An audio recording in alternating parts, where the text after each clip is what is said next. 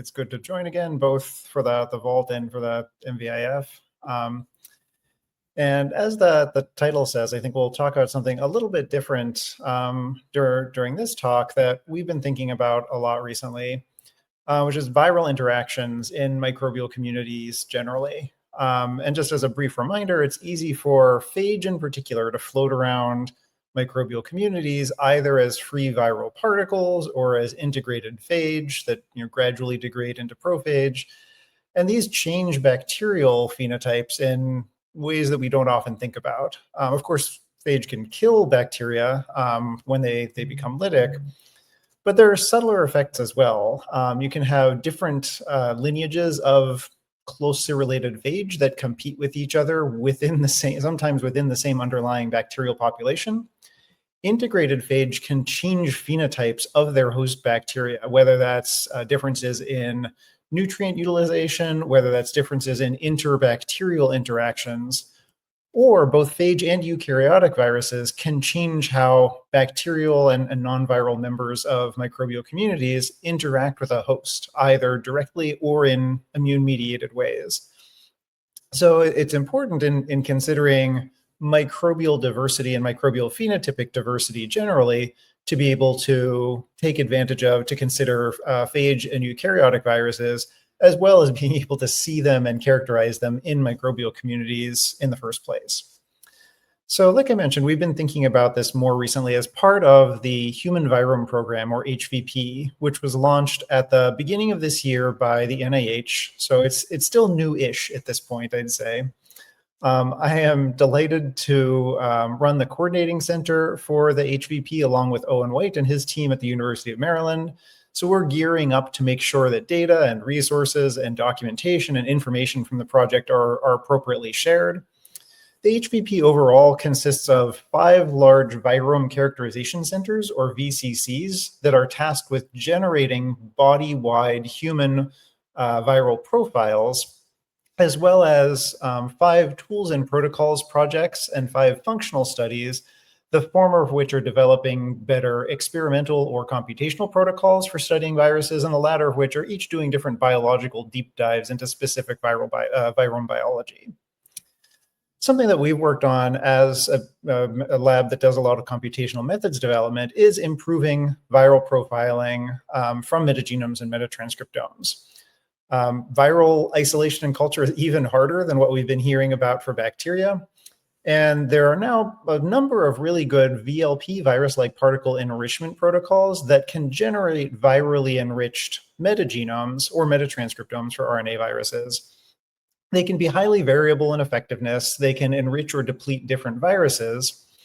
But together with large-scale assembly programs, these have generated just recently really nice catalogs of viral metagenome assembled genomes, viral MAGs.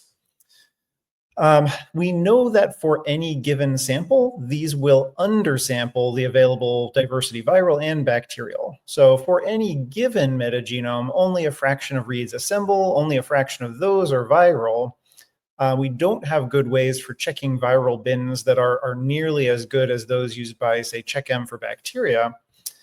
So in order to drive programs like the HVP and to help preserve viral genomic and phenotypic diversity alongside other microbes, we wanted to better detect and quantify viruses in normal metagenomes and metatranscriptomes, since there are tens of thousands of these generated without the benefit of VLP enrichment.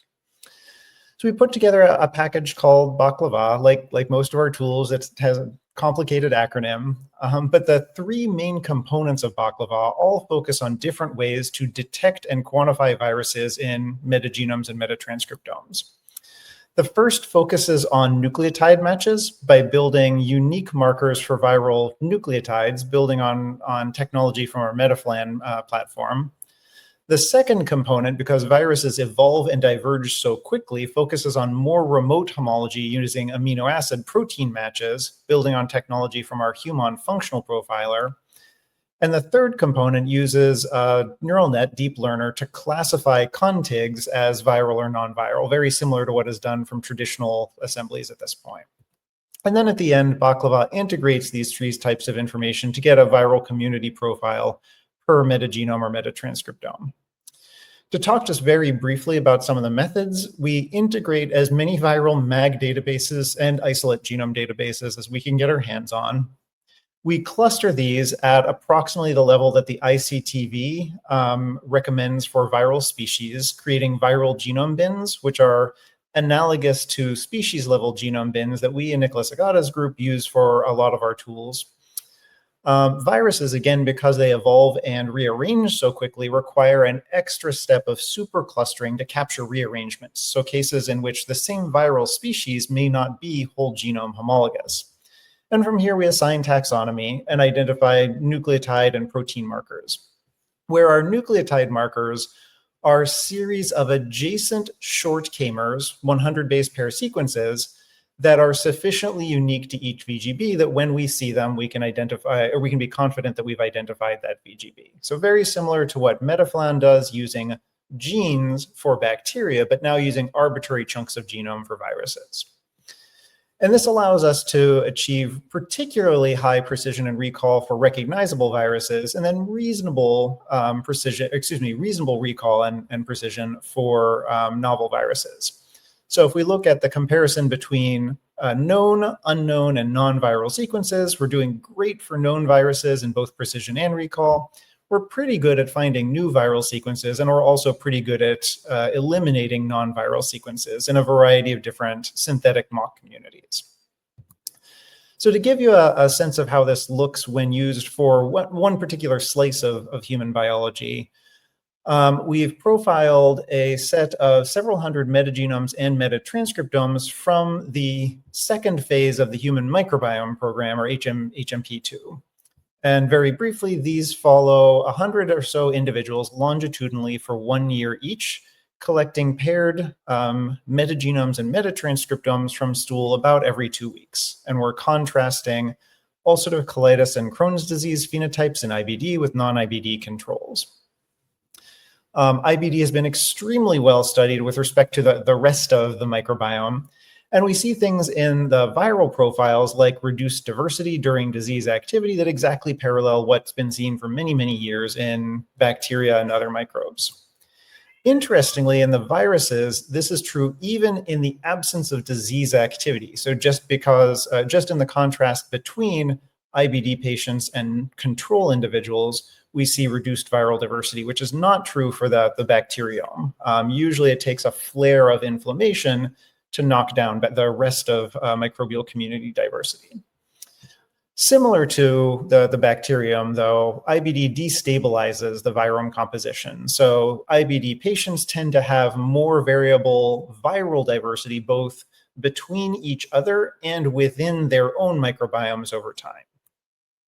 The way in which these viromes personalize over time is actually quite diverse, though, and this is less true in the bacterial community. Some individuals carry almost entirely unique viruses, so their viruses don't show up in anybody else. Other individuals carry almost only viruses that are highly prevalent in the rest of the population, and everything in between. So as has been seen in other contexts, we're seeing even more personalization in viral community carriage than in the rest of the microbiome. And then finally, we can use statistical methods to associate specific viral features with IBD diagnosis or activity. We and many others now have done this for bacterial and archaeal portions of the gut microbiome historically. We have a statistical package called Maslin that does this, that again, I won't talk about today, but we just released a new version with some updated statistical models. More importantly, for the viral communities, we're able to use exactly the same statistical model, incorporating longitudinal information, exposure information, biometric information, technical information, and identify specific viral features that are enriched or typically depleted or lost during ulcerative colitis or Crohn's disease. And just by glancing at the top slice here, many of these are Cras phage, other phage. Cras phage are typically Bacteroidetes phage. Many of them are unclassified. And here we've actually showed fewer of the unclassified viruses. Typically, when we go looking at just about any phenotype and just about any sample set, most of the viruses that we're seeing are phage, and most of them are uncharacterized. So there's a tremendous amount of viral diversity out there to capture using these new methods. And I didn't even touch on the RNA viruses today, so stay tuned for that. I'll wrap up just with a brief plug for our Microbiome and Public Health Center that I co-direct with Wendy Garrett at the Harvard School of Public Health.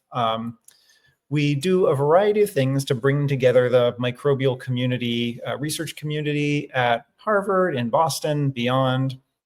Some of what might be helpful for this group in particular is services that include stool and other microbial sample collection kits, including, apropos of the previous talk, culturable samples. So if you have a need to collect tens or hundreds or tens of thousands of stool samples, let us know.